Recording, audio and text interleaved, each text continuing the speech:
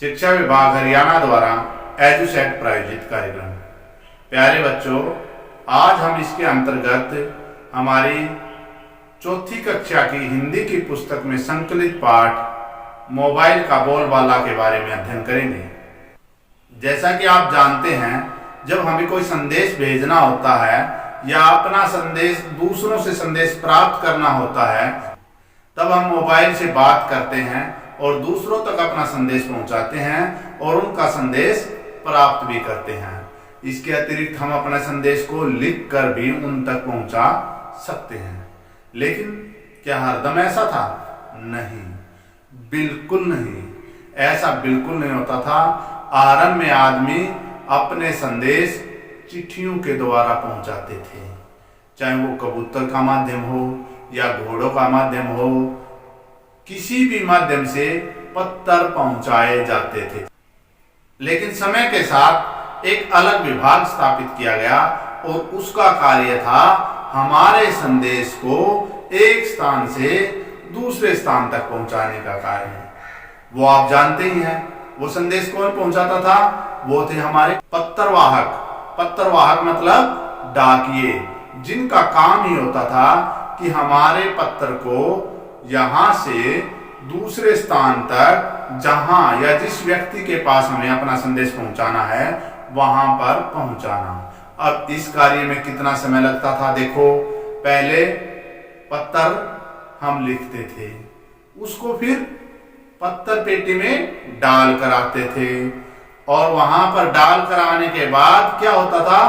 वहां से उसकी छटाई होती थी और उस छटाई के बाद जिस शहर में वो पत्र जाना होता था, वहां की ट्रेन या बस में उसका थैला रखा जाता और वहां से फिर उस शहर का डाकिया उसे वहां से लेता, फिर से छटाई करता और जहां पहुंचाना होता उस पते पर उसको पहुंचाकर आता था। इस कार्य में 3 से 4 दिन लग जाते थे। कोई भी घटना जब यहां घटती थी, जब उनके पास यह सूचना पहुंचती थी, तब तक बहुत देर हो चुकी होती थी। फिर समय ने करवट बदली और एक खोज हुई टेलीफोन की, और टेलीफोन की खोज की थी ग्राहम बेल ने। तब हम अपना संदेश एक ही सेकंड में, यानी कि उसी पल भेज देते थे। लेकिन उसके लिए भी कुछ होता था। उसके लिए हमारे पास टेलीफोन का कनेक्शन होना जरूरी था। और हम संदेश कहां से भेज सकते थे? हम संदेश भेज सकते थे टेलीफोन के पास जाकर। हम टेलीफोन के पास जाएं तब अपना संदेश भेजते थे। अब इसके लिए हमें टेलीफोन के पास आना पड़ता था, यानी कि हम कहीं बाहर गए हुए हैं तो हमें घर आना होता था, या एसटीडी बूथ, पीसीओ बूथ बोलते थे, उसके पास जाना होता था। वहां से नंबर डायल करते, जैसे आजकल मोबाइल में नंबर डायल करते हो, इसी तरह से नंबर डायल करते और फिर उस व्यक्ति को भी उस टेलीफोन के पास आना होता था। लेकिन अब क्या है? अब तो सब बदल गया है। अब तो जेब से मोबाइल निकाला, नंबर मिलाया और बात की। हाँ, क्या बच्चों आप तक मेरा संदेश पहुंच रहा है? अरे बिल्कुल, तुम्हारा ही नंबर मिलाया है मैंने। तो आज ये जमाना आ गया है कि आपकी जेब में मोबाइल, मेरी जेब में मोबाइल, जब बात करना चाहे बात कर ले। अब ऐसी हालात में चिट्ठी और टेलीफोन पर क्या बीत रही है और मोबाइल अपने बारे में क्या सोचता है, इसके बारे में जानेंगे हम आज के हमारे पाठ मोबाइल का बोलबाला में। आइए सुनते हैं ये तीनों अपने अपने बारे में क्या सोचते हैं। बहुत दिनों से ड्राइंग रूम के कोने में पड़ा पड़ा टेलीफोन बोर हो रहा है। आज वह बहुत उदास है। अब उसे कोई नहीं पूछता, ना ही उससे कोई फ़ोन करता है। तभी मिस्टर शर्मा ने आकर अपना मोबाइल उसी टेलीफोन के पास रख दिया। टेलीफोन मन ही मन में, दिखने में चूहे जैसा, ना मूछ ना पूछ, फिर भी इसकी इतनी पूछ। चल दूर हट मुझसे। आकर बैठ गया मेरे पास। तेरी औकात ही क्या है मेरे सामने? चौंक कर देखते हुए, क्या हुआ भाई? मैंने तो तुम्हें कुछ कहा भी नहीं। तुम गुस्सा क्यों हो रहे हो? मुझसे कोई गलती हो गई क्या? मैं माफी चाहता हूँ। गुस्सा ना करूं तो क्या करूं? पता है, जब से तुम आए हो हमारी कोई पूछ नहीं रही। सब तुम्हें अपनी छाती से लगाए घूमते हैं, हर समय तुम्हें अपने पास रखते हैं। एक क्षण के लिए भी तुम्हारी जुदाई सहन नहीं कर सकते। टेलीफोन भैया, ये तो बताओ, इसमें मेरा क्या कसूर है? बताओ, मैं तुम्हारे लिए क्या कर सकता हूँ? तुम जो कहोगे मैं करूँगा। तुम क्या करोगे? अब तो तुम्हारे नए नए रूप बाजार में आ रहे हैं। चारों ओर तुम्हारी ही धूम मची हुई है। देख नहीं रहे मेरा हाल? मेरे सुंदर से मुखड़े पर धूल जमी पड़ी है। अब मुझे कोई साफ भी नहीं करता। भाई, नाराज मत होइए। तुम तो मेरे बड़े भाई हो। कभी न कभी तो तुम्हें बूढ़ा होना ही था। इसमें गुस्सा होने की क्या बात है? एक ना एक दिन तो यह होना ही था। अपनी ही आवाज सुने मुझे महीनों बीत गए हैं। पहले तो मेरी मालकिन मेरी इतनी सेवा करती थी, क्या मजाल कि थोड़ी सी भी मिट्टी मेरे सलोने मुख पर गिर जाए, मैं दिन भर गुनगुनाता रहता था मधुर और मीठी आवाज में। बात तुम्हारी बिल्कुल सच है, पर तुम्हारे विचार आज के जमाने से मेल नहीं खाते। अब तुम वक्त के साथ चलना सीखो। अच्छा बच्चू, आज तुम मुझे उपदेश दे रहे हो? कोई बात नहीं, तुम्हारे साथ भी कभी इस तरह का व्यवहार होगा तब पता चलेगा। याद रखना, समय सदा एक सा नहीं रहता। मेरे प्यारे दोस्त, तुमने सच कहा, समय सदा एक समान नहीं रहता। एक मीठी व प्यारी सुरीली सी आवाज़ सुनकर दोनों चौंक उठे और अपने चारों ओर देखने लगे।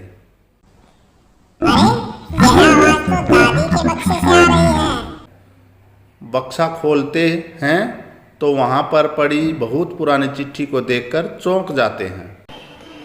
मेरे प्यारे ट्रिंग ट्रिंग, जो स्थिति आज तुम्हारी है उसे मैंने भी भुगता है। अफसोस के साथ। ओह, वह कैसे?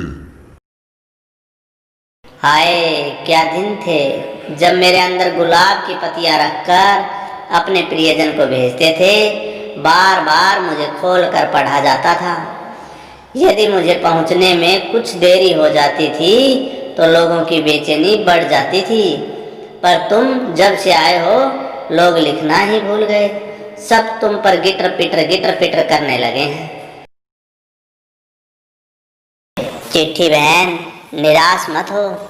ये तो समय का फेर है, सभी के दिन फिरते हैं।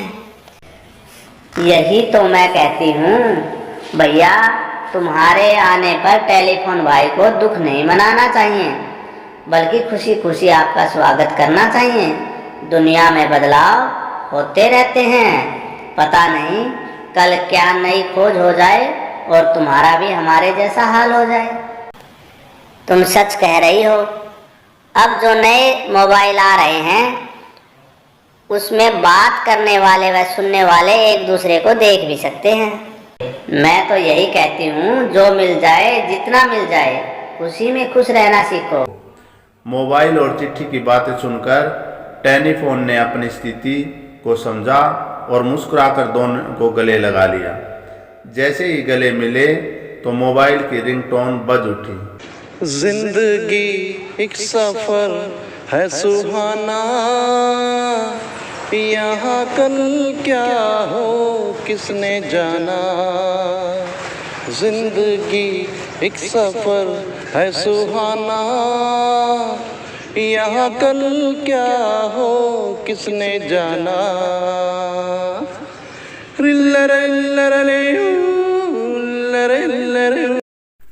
आइए अब शब्दों के अर्थ जानते हैं। कसूर होता है गलती, दिलासा, तसल्ली, नाराज, गुस्सा, बेचैनी, घबराहट, वक्त, समय, सलोने, सुंदर, क्षण, पल, सफर, यात्रा, सुहाना, अच्छा लगना। आइए अब पाठ से ही कुछ प्रश्नों के बारे में बात कर लेते हैं। किसने किसके बारे में कहा? ना मूछ ना पूछ, फिर भी इसकी इतनी पूछ। ये बात तो भाई टेलीफोन ने मोबाइल के बारे में कही थी। तुम जब से आए हो लोग लिखना ही भूल गए। सोचो किसने कहा था? ये कहा था चिट्ठी ने टेलीफोन से। चिट्ठी ने टेलीफोन से कहा था। चिट्ठी और टेलीफोन की दशा एक जैसी क्यों है? अब देखो, चिट्ठी का भी आजकल कोई प्रयोग नहीं करता है और टेलीफोन का भी कोई प्रयोग नहीं करता है। इस कारण से चिट्ठी और टेलीफोन की दशा एक जैसी हो गई है। अब मोबाइल के आने से दोनों पुराने जमाने की वस्तुएं हो गई हैं और मोबाइल से ही दोनों का काम होने लगा है। इस कारण चिट्ठी और मोबाइल की दशा एक जैसी हो गई है। मोबाइल हमारे लिए किस प्रकार उपयोगी है? अब आप देखिए, मोबाइल से तो हम पता नहीं कितने काम करते हैं। अब मोबाइल के बगैर तो अब ये सोचिए कि गुजारा हो ही नहीं सकता। यहाँ तक कि हमारे लिए घड़ी होती थी, घड़ी का जो हम समय देखने के लिए रखते थे, एक छोटा सा उदाहरण है कि वो कार्य भी आजकल हम मोबाइल की सहायता से ही करने लगे हैं। यानी कि समय भी हम मोबाइल से ही देखते हैं।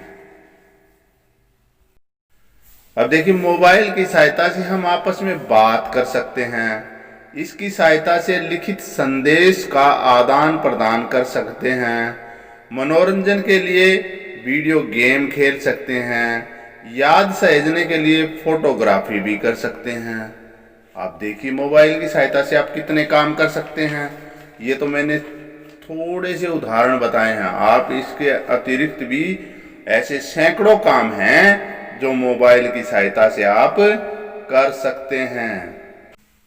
आजकल के मोबाइल फोन में कौन कौन सी सुविधाएं होती हैं, लिखें। मोबाइल कई उद्देश्यों के लिए उपयोग किए जाते हैं, जैसे voice calling, video calling, chatting, text messaging, internet browsing, email, video game, photography इत्यादि। ऐसी और भी बहुत सी सुविधाएं हैं जिनका हम मोबाइल में प्रयोग करते हैं। हमारी जरूरत के अनुसार ही नित्य नए नए ऐप आ रहे हैं जिन्हें इंस्टॉल कर हम कोई भी सुविधा मोबाइल के अंदर बना सकते हैं।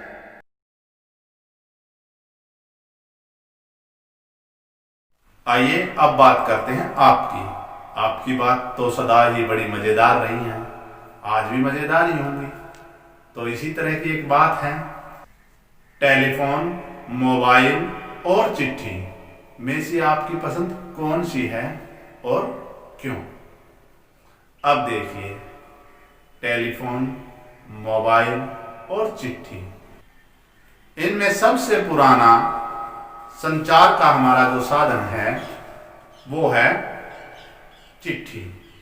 अब चिट्ठी के बारे में हम बता चुके हैं आपको पहले भी कि आप अपना संदेश पहले लिखते थे, लिखने के बाद पत्थर पेटी में डालते, उसके बाद डाकिया उसे अपने गंतव्य तक, यानी कि जिसके पास आपने भेजा है वहां पर उसे पहुंचाता। उसके बाद आया टेलीफोन का जमाना। अब टेलीफोन के जमाने में हमारे संदेश हाथों हाथ पहुंचने लगे। उसी समय जब हमने यहाँ से बोला वहां पर उस तक संदेश पहुंच गया। लेकिन इसमें हमें टेलीफोन के पास जाना पड़ता था। टेलीफोन हमारे साथ नहीं रहता था, वो तार से बंधा रहता था और वो अपने घर में एक स्थान पर फिक्स रहता था। फिर आया मोबाइल का जमाना। अब मोबाइल बेचारा वो तो हमारी जेब में रहता है, हरदम हमारी जेब में। जब देखो तब जिससे चाहा तब चाहा बात कर लिया, फोन मिलाया और अगले ने अपनी जेब से निकाली और बात कर ली। देखो टेलीफोन की सहायता सिर्फ वॉइस कॉलिंग होती थी, लेकिन अब इससे वीडियो कॉलिंग भी होती है, इंटरनेट ब्राउजिंग भी होती है, आप ईमेल भी भेज सकते हैं। यानी कि अब आपको चिट्ठी लिखकर पत्थर पेटी में डालने की जरूरत नहीं है। अब चिट्ठी आपने लिखी और मोबाइल से बटन दबाया और ईमेल के माध्यम से पहुंच गई अगले के पास। अब इसकी सहायता से हम वीडियो गेम भी खेल सकते हैं, अपनी याद को संजोने के लिए फोटोग्राफी भी कर सकते हैं। और अब फैसला आपका। क्यों? क्योंकि ये आपकी बात है। भाई आपको चिट्ठी पसंद है, मोबाइल पसंद है या टेलीफोन पसंद है, ये तो आपकी सोच पर निर्भर करेगा। अब आपको ही बताना है आपको क्या पसंद है और क्यों पसंद है। ये अपनी नोटबुक में लिख देना है। टेलीफोन, मोबाइल और चिट्ठी में से आपके घर में सबसे ज्यादा प्रयोग किसका होता है? अब ये आपके घर में मैं तो गया नहीं मैंने देखा, लेकिन फिर भी एक बात मैं पक्का इसे कह सकता हूं कि आज हर हाथ में मोबाइल है, तो आपके घर में भी जाहिर सी बात है मोबाइल का प्रयोग ज्यादा होता होगा। टेलीफोन भी बहुत कम घरों में रह गए हैं और चिट्ठियां तो कोई अदा कदा ही लिखता। वो जमाने गए जब चिट्ठियां लिखी जाती थी। अब जहां तक मैं सोचता हूं आपके घर में जरूर मोबाइल का प्रयोग अधिक होता होगा।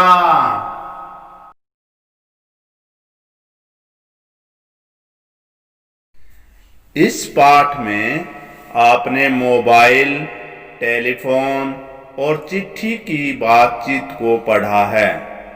रबड़, पेंसिल, कॉपी, पेन, मेज, कुर्सी आपस में क्या बात करते होंगे? अपनी कल्पना से बताएं। कॉपी पेन का एक उदाहरण आपके सम्मुख प्रस्तुत है। नमस्ते पेन। नमस्ते कॉपी। कैसे हो? मैं ठीक हूँ। तुम कैसी हो? मैं भी ठीक हूँ। अलविदा कॉपी, कल मिलते हैं। ओके बाय, कल मिलते हैं। इसी तरह का वार्तालाप आप रबड़, पेंसिल और मेज, कुर्सी के बारे में लिखना। आजकल के मोबाइल फोन में कौन कौन सी सुविधाएं होती हैं, पता लगाएं। इस बारे में हम अभ्यास के प्रश्नों में भी बात कर चुके हैं। आजकल के मोबाइल में जैसा कि आप जानते हैं voice calling, video calling, chatting, text messaging, internet browsing, email, video game, photography इत्यादि सुविधाएं होती हैं। आपने पढ़ा है कि समय के साथ साथ नई नई चीजों की खोज होती रहती है और लोग पुरानी चीजों का उपयोग कम कर देते हैं। आप अपने घर के बड़े बुजुर्गों से पता करके ऐसी चीजों की सूची बनाएं जिन्हें आजकल प्रयोग में नहीं लाया जाता या जिनका उपयोग कम हो गया है। उनका स्थान लेने वाली वस्तुओं के नाम लिखें। पुरानी चीजें जैसे ब्लैक एंड व्हाइट टीवी यानी कि काला और सफेद टीवी के स्थान पर अब नए जमाने में रंगीन टेलीविजन प्रयोग होने लगा है। लकड़ी की कुर्सी के स्थान पर प्लास्टिक की कुर्सी प्रयोग होने लगी है। पुराने जमाने में मिट्टी के बर्तन प्रयोग होते थे, लेकिन आजकल उनका स्थान धातु के बर्तन जैसे स्टील, तांबा, पीतल इत्यादि के बर्तनों ने ले लिया है। पुराने समय में जब हम पढ़ते थे तब कलम जो सरकंडे से बनाई जाती थी और होल्डर जो धातु की पिन से बना होता था उसका प्रयोग लिखने के लिए करते थे।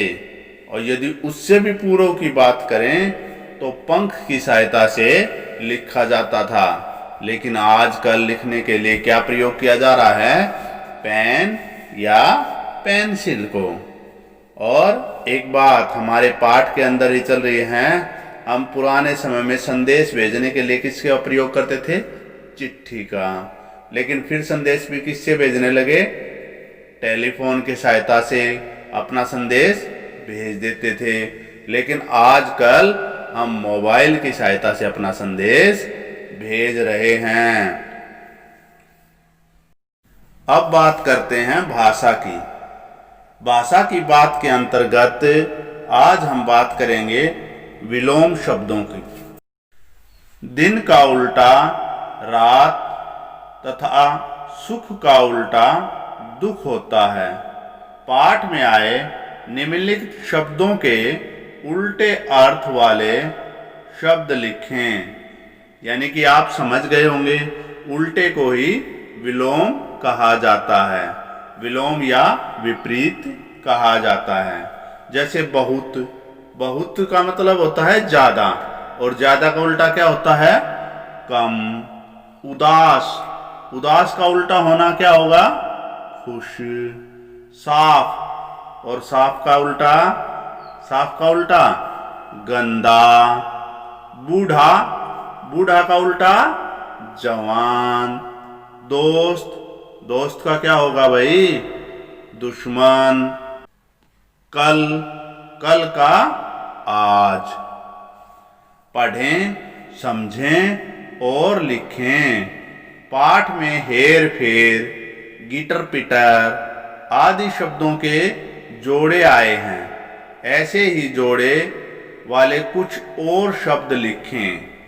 देखो ये जो हेर फेर है, गिटर पिटर है, तुम देखो इसके अंदर एक योजक लगा हुआ है, इसे हाइफन भी बोलते हैं। इस निशान को क्या बोलते हैं? हाइफन। यानी कि इनके बीच में हाइफन लगा हुआ है। आपको कुछ ऐसे ही और शब्द लिखने हैं, जैसे कूड़ा कचरा, दाना पानी, अफरा तफरी, जानी मानी, लाभ हानि, भला बुरा, पशु पखेरु, शुभ लाभ इत्यादि। उपयुक्त शब्द छांटकर रिक्त स्थान भरें। तो रिक्त स्थान भरने से पूर्व हमें उन शब्दों के अर्थ पता होने चाहिए। सुंदर, सुंदर होता है सुथरा, जिसे साफ भी कह सकते हो आप। औकात, औकात का अर्थ होता है हैसियत। समय, समय काल को कहते हैं, जैसे आपको पता है कितना समय हुआ है। सफर, सफर होती है यात्रा,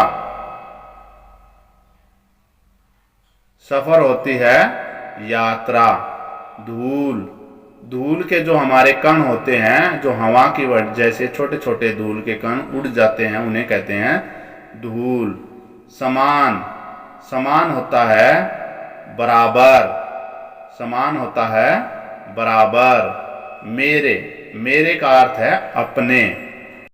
कल, कल होता है आने वाला कल, बीता हुआ कल, और कल मानी पुर्जे भी होते हैं। अब हम कुछ वाक्य लेते हैं और उनके अंदर खाली स्थान के अंदर सही शब्द को भरेंगे।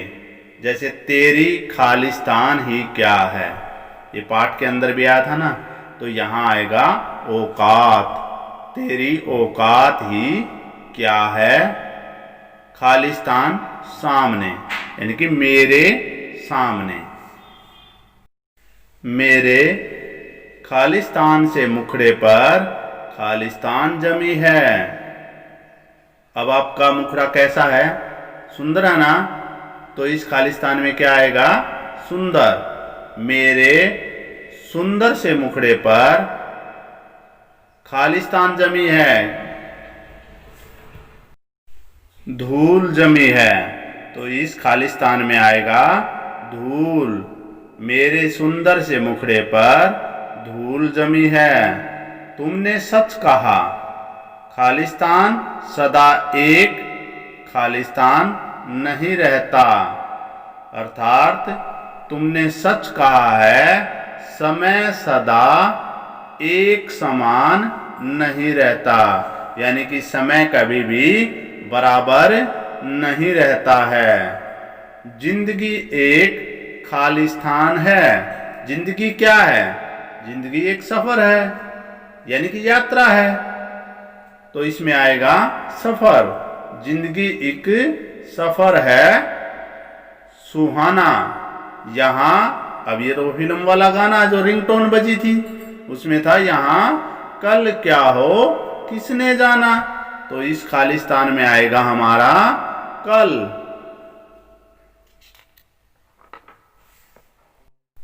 प्यारे बच्चों, जैसा कि आप जानते हैं, पाठ्यक्रम में ही सब कुछ निहित नहीं होता है।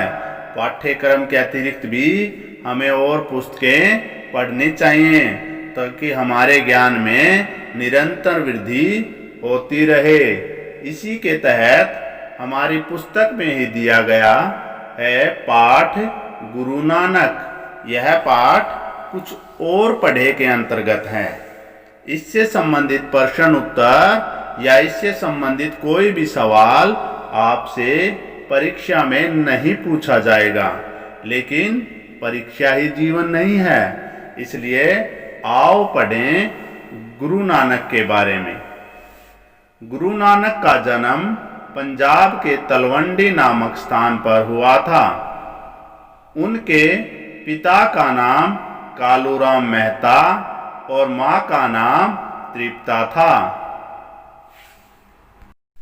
बचपन से ही नानक शांत स्वभाव के थे।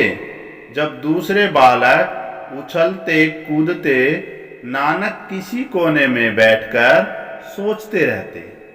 उनका मन सांसारिक कार्यों में नहीं लगता था। एक बार मेहता जी ने कुछ रुपये देकर नानक को व्यापार करने भेजा। नानक ने वह धन भूखे लोगों को भोजन खिलाने में खर्च कर दिया। उनके पिता को बहुत दुख हुआ। जब वह नाराज हुए तब नानक ने भोलेपन से उत्तर दिया, बाबूजी, भूखे लोगों के लिए भोजन खरीदने पर मैंने धन खर्च किया है। इससे बढ़िया सौदा और क्या हो सकता है। इतने छोटे से बालक के मुंह से गहन ज्ञान की बातें सुनकर लोग चकित रह गए। एक बार गुरुजी अपने शिष्यों के साथ एक गांव में पहुंचे। उस गांव के लोगों का व्यवहार अच्छा नहीं था। वहां से चलते समय गुरुजी ने कहा, बसे रहो। चलते चलते अगले गांव पहुंचे जहां लोगों ने उनका खूब आदर सत्कार किया। वहां के लोगों में बहुत सेवा भाव था। वहां से विदा लेते हुए गुरुजी ने कहा, भगवान से मेरी विनती है कि यह गांव उजड़ जाए। ये सब देखकर मर्दाना से कुछ कहे बिना रहा नहीं गया। उसने पूछा, गुरु महाराज, आपके ढंग निराले हैं। जिस गांव के लोगों ने आपकी बहुत सेवा की, आपने उनके उजड़ जाने की कामना की। जिस गांव वालों ने आपके साथ बुरा बर्ताव किया, उनको आपने बसे रहने का आशीर्वाद दिया। मेरी समझ में तो कुछ नहीं आता। गुरुजी ने मुस्कुराकर कहा, प्यारे शिष्य, जो लोग अच्छे होते हैं, दूसरों की सेवा करते हैं, उन्हें जगह जगह फैल जाना चाहिए। ऐसे लोग चारों ओर सुख और आनंद फैलाएंगे। स्वार्थी और दूसरों का अनादर करने वाले लोग एक स्थान पर रहने चाहिए ताकि उनका प्रभाव दूसरे लोगों पर न पड़े। गुरुजी का उत्तर सुनकर मर्दाना प्रसन्न हुआ। आज उसने जाना कि गुरु के कथन में कितना ज्ञान और सत्य होता है। उनका मन श्रद्धा से भर उठा। प्यारे बच्चों, आज हमने हमारी हिंदी की पुस्तक में संकलित पाठ 10 मोबाइल का बोलबाला का अध्ययन किया। इसके अंतर्गत आज हमने पुराने जमाने की हो चुकी चीज चिट्ठी और टेलीफोन के मनो के दर्द को जाना और मोबाइल की जरूरत या अहमियत को समझा। इसके साथ पाठ में आए कठिन शब्दों के अर्थ जाने, अभ्यास के प्रश्नों के उत्तर जाने और साथ हुई आपकी बात के बाद हमने किया पाठ से आगे। और भाषा की बात में हमने विलोम शब्दों के बारे में जाना और इसके साथ हमने आज एक चिन्ह का भी प्रयोग सीखा है, हाइफन चिन्ह का, जो कि दो शब्दों को जो समानार्थी से होते हैं, जो शब्द जो एक जैसे से होते हैं उनके बीच में लगता है, उसके बारे में भी जाना। अंत में हमने कुछ और पढ़े के अंतर्गत गुरु नानक देव जी के बारे में जाना। आशा है यह सब आपको समझ आ गया होगा। इसी के साथ हमारा यह पाठ अब समाप्त होता है। अब इजाजत दीजिए। नमस्कार।